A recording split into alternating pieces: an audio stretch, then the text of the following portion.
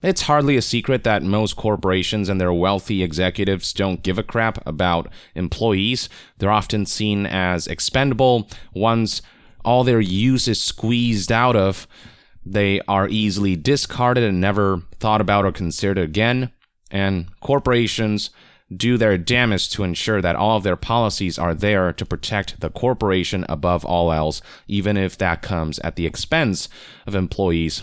Which is why we've seen Activision Blizzard face backlash recently as HR and leaders, executives, managers failed to protect employees from an abusive work environment. Activision Blizzard and many corporations like it force employees to sign a mandatory arbitration clause that will allow the corporation to set the terms and conditions to settle a legal dispute between employee and employer. There are just many layers of elements that are stacked against employees. Amazon, being one of the biggest corporations in the world, of course, have their own policies in place that are detrimental to employees. And chief among them is a rule that doesn't allow employees to pursue their own creative endeavors as far as game development goes outside of Amazon without the possibility of Amazon coming in and stealing their work, as reported here by news outlet Game World Observer from an article published a couple days ago on August 7th, 2021. The headline reads,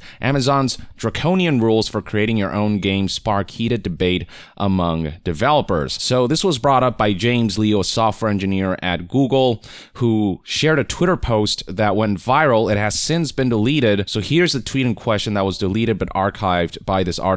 Back in 2018, I got offered a software development engineer job at Amazon. I was ready to accept the offer too, paid pretty well. Had to turn it down due to absolutely draconian rules regarding hobbyist game dev. All this because Amazon Game Studios is grossly incompetent.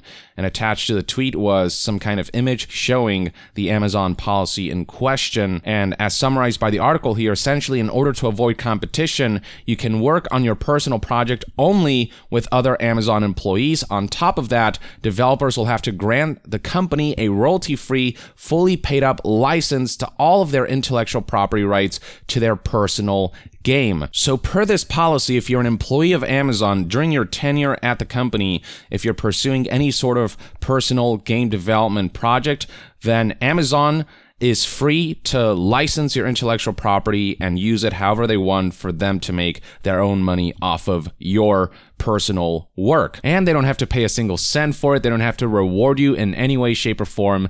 They just get to use your work however they want, whenever they want. And another aspect to the policy is that if you're making any games outside of Amazon during your Amazon employment, then you have to use Amazon products and services during the development. And should that game see any sort of launch, it has to be on Amazon's platforms, on their storefront, nowhere else. So it's basically, oh, you're working on your own personal project while you're employed here at Amazon. Well, you have to use our products and services during development. You have to release the game on our store. Oh, also you have to team up with Amazon employees only. And also we get to do whatever we want with the project that you have developed. We get to use it however we wish to profit off of it. And the thing is, none of this is some shocking new revelation for people who have worked in these industries. This is relatively commonplace in the games industry and other industries as well. But with this individual, James Liu here, tweeting this out and making it more public knowledge, the tweet has spread, and other developers in the games industry and other people who have experienced these kinds of policies have started to speak out. You've got people like Fighting Chance game producer Ian, who went out of his way to share a piece of 2K's contract that basically doesn't allow employees to complain about the company on social media, which I assume is pretty standard. If there's something wrong at the company, like what's going on with Activision Blizzard right now, speaking out about that on social media and sharing your stories could be in violation of policies like this right here set by 2K that reads, you agree that you shall not at any time directly or indirectly disparage the company's products, services, or employees. For the purposes of this section 4, disparage shall include making or publishing any statement or other content, whether in written, oral, electronic, digital, or other form, truthful or otherwise, which may reasonably be expected to adversely affect the business, public image, reputation, or goodwill of the company, including without limitation its operations, its employees, directors, or related persons, and its past, present, or future products or services. This last bit here adds that the only time you're allowed to speak out against the company is if some law requires to. That's about it. But voluntarily, no matter what your issues or qualms with the company might be, you're not allowed to speak out about that. So even if it is an Activision Blizzard work culture type of situation, if you were to speak out in desperation because leadership, management, HR just aren't taking effective action, you would be liable for punishment as a result of this kind of policy. Here's another developer, Grimlore Games head of production, Sasha Wagentrotz, who called Amazon's contract by far the worst clause he's ever read in his career. Here's his string of tweets. I have read similar clauses in my career, but this is by far the worst, referring specifically to Amazon's. I just cannot comprehend the audacity that your employer wants to claim ownership of the stuff you make in your own spare time. I admire people who have the energy to work consistently on a personal game project while being an employed game developer. I tried it many times, but the personal projects never lasted more than a few months. Companies should cherish and be happy about their employees doing personal stuff that also lets them grow in their professional role, not this. Saying that companies should cherish and be happy about their employees is to imply that executives actually care about their employees and actually have any sort of heart or soul. Therein lies the problem. But yeah, it is absolutely disgusting that companies want to lay claim to your own personal work that you create during your spare time and that isn't related to your place of employment in any way, shape, or form. I mean, imagine an artist who works at a corporation with a similar policy and all of their sketches, drawings, paintings, sculptures that were done outside of the company that they work for and creative endeavors that bear no relation to what they're working on with this company. All of that suddenly was claimed by the company for no good reason, essentially, just because they said so in this policy. I mean, that's just straight up theft, and that's what these corporations are putting in their policies, our right to steal your work and use it to our benefit. Because again, a corporation will expect that an employee give 100% of their being and 100% of their talent to the corporation and will only do things that will benefit the corporation. Anything short of 100% loyalty to the corporation will not do, which is why their policies force employees into submission, essentially. Now, there's some developers out there who have tweeted that this is all pretty commonplace, that they're not surprised. Here's one game developer and Twitter user who said, looks standard to me. I've had this at every AAA dev you work with. You get it taken out if it applies to you. That's why it's called contract negotiation. Here's another developer who responded, I don't know about that. I've been doing this job since 1995 and I've worked for some big studios. Not one simultaneously demanded I not use their resources and only use their resource at the same time.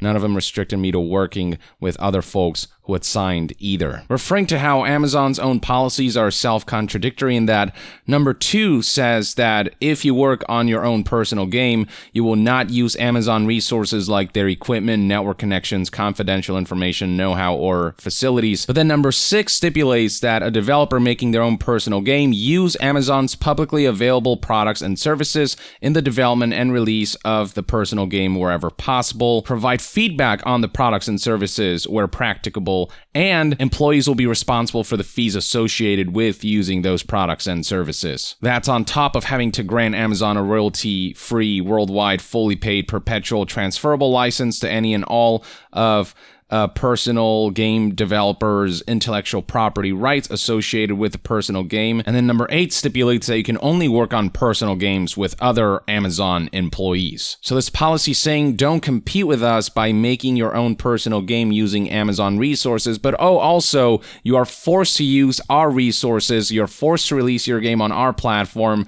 we have licensing rights to all your stuff, we can steal your work and do what we want with it. Pretty reasonable, right? The initial developer then responded that non-compete clauses are common, though there are other parts that are batshit and broken and written by someone who never bothered to read back through them. Other devs have expressed that the weirdest thing about this specific contract is that you're even allowed to develop any games at all. Every contract I've had includes a non-compete clause that says you can't develop anything outside of work. I'm not saying this contract is fair, just very different than what I've experienced. So unlike Amazon's policies, this developer has seen policies that straight up say you're not allowed to make games outside of what you're making for the company, period. But with Amazon, it's you're allowed to make personal games.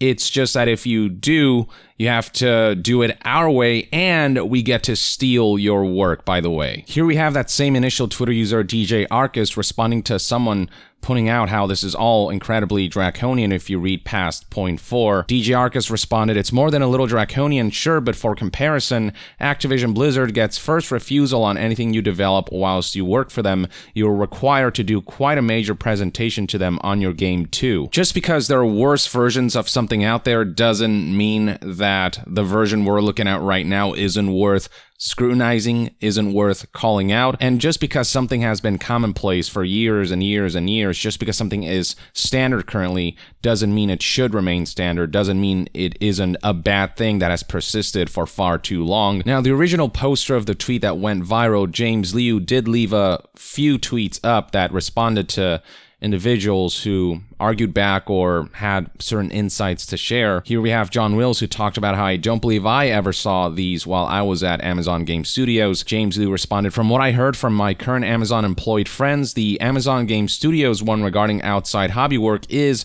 and was even more stringent. Lumberyard transitively inherited the one saying about CryEngine.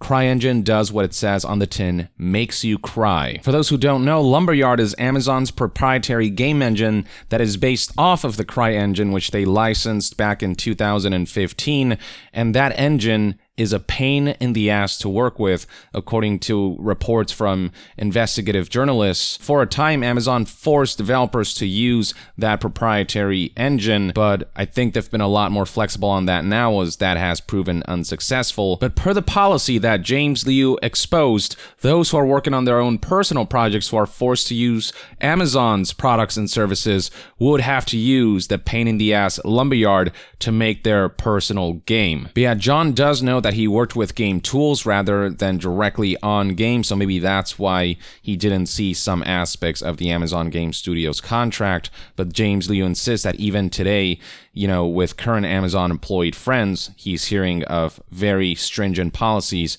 when it comes to hobby work, passion projects, any creative endeavors outside of Amazon. Here we have another developer and Twitter user, Anna, who said that the first 4 points in the policy was fine, but then she read the rest and got a bad whiplash. It closes off with an embedded tweet by Marcy Phillips, who asked, "If I'm not working for Amazon and I'm a solo dev, but I ask someone who does work at Amazon to do a little work for me in their free time, can Amazon claim ownership over my game even if I, the creative director, the head of the project, am not an employee of Amazon, but had an Amazon employee work on it for a bit during their free time?" James Liu responded that they don't claim ownership over your IP, but you give them a right to sell, redistribute, clone, or make derivative works anywhere and everywhere without paying you a single cent for the rest of time. Now, the good news to all of this is that as this conversation became viral, Amazon did decide to get rid of this policy as Backlash brewed. As reported here by Jason Schreier in this article published on August 12, 2021 on website Bloomberg,